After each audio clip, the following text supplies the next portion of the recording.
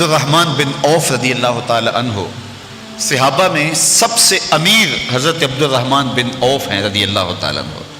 یہ انصار مدینہ کے ساتھ جب مواقعات حضور نے قائم کیا، مکے سے جب ہجرت کر کے لوگ مدینے تشریف لائے تو حضرت نبی رحمت نے ایک انصاری کو اور ایک مہاجر کو آپس میں بھائی بنا دیا اور کہا کہ تمہاری آپس میں مواقعات ہیں اور تم ایک دوسرے کے ساتھ مدد کرو۔ اور انصار کو کہا کہ یہ تمہارے بھائی اپنا گھر بار چھوڑ کے آ گئے اور تم ان کو کھڑا کرو اور ان کی مدد کرو۔ لوگوں نے اپنے باغ دے دیے، لوگوں نے اپنی جائیدادیں ان کے نام کر دی کہ جناب یہ آپ کا ہوا، جب آپ بھائی ہوئے تو پھر ہمارا سرمایہ آپ کے نام۔ اللہ اکبر۔ حضرت عبد الرحمن بن عوف رضی اللہ تعالی عنہ کو جس کا بھائی بنایا گیا تھا، اس نے کہا کہ جناب میرا یہ آدھا مال آپ کے لیے ہوا۔ تو حضرت عبد الرحمن بن عوف نے کہا کہ مجھے آپ کا مال نہیں چاہیے، مجھے بازار کا رستہ دکھاؤ، پھر اگلا کام میرا ہے۔ تو وہ ان کو بازار چھوڑ آئے۔ تو پھر حضرت عبد الرحمن بن عوف رضی اللہ تعالیٰ عنہ نے اتنا کام کیا کہ اللہ تعالیٰ جل شانہ نے ان کو مالا مال کر دیا، اتنی دولت دی اللہ نے کہ حضرت عبد الرحمن بن عوف رضی اللہ تعالیٰ عنہ کا جب وصال ہوا، انتقال ہوا، تو آپ کی 4 ازواج تھیں اور ان سے اولادیں تھیں، ان سب کے اندر مال تقسیم کیا گیا۔ آپ کی وصیت بھی تھی تیسرے حصے پر، وہ بھی وصیت پوری کر دی گئی۔ اور میں یہ بھی آپ کو بتاؤں کہ حضور علیہ الصلوۃ والسلام نے غلام کو آزاد کرنے کی ترغیب دی، غلام کی آزادی کی ترغیب اسلام نے دی، اور کتنے طریقے دیے جس سے غلامی کی بندھن ٹوٹ جائے۔ قسم اٹھا بیٹھو اور توڑ لو تو غلام آزاد کرو، کفارہ زہار میں غلام آزاد کرو، اسی طرح جو ہے وہ کفارہ قتل میں غلام آزاد کرو، روزہ توڑ بیٹھو غلام آزاد کرو، یعنی مختلف کفارات میں غلام کو آزاد کرنے کی ترغیب دی، حکم نامہ دیا جس کے نتیجے میں غلام آزاد ہوتے رہے۔ اور اس کے علاوہ ویسے حکم دیا اور نیکیوں میں سے بڑی نیکی قرار دی کہ تم غلام آزاد کرو۔ الم نجعل له عینین ولسانا وشفتین وہدیناہ النجدین فلاقتحم العقبہ وما ادراک ما العقبہ فک رقبہ او اطعام فی یوم ذی مسغبہ یتیما ذا مقربہ۔ ارشاد فرمایا کہ ان نیکیوں میں سے ایک نیکی کسی کی گردن چھڑانا ہے۔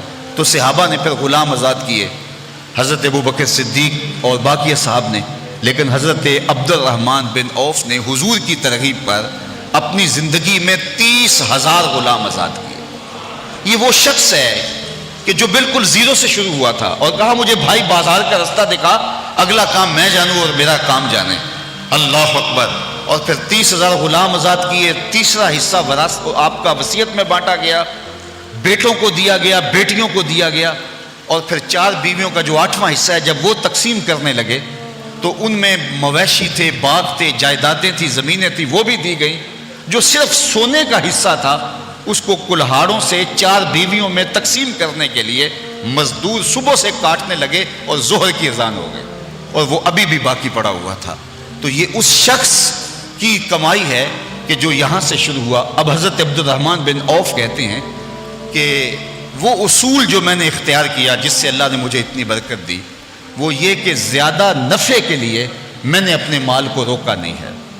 بعض اوقات ایسا ہوتا ہے کہ بندہ مال کو روک لیتا ہے کہ اس سے زیادہ نفع ملے، تو پھر وہ پہلا نفع بھی جاتا رہتا ہے۔ تو کہا میں نے ایسا کبھی نہیں کیا، جب مال آیا ہے اور اس کا کوئی گاہک آ گیا اور اس نے کچھ نفع دیا تو میں نے اس نفع پہ مال کو بیچ دیا۔ میں نے زیادہ نفع کی امید میں کبھی مال کو روکا نہیں، یہ ان کی کامیابی کا راز ہے۔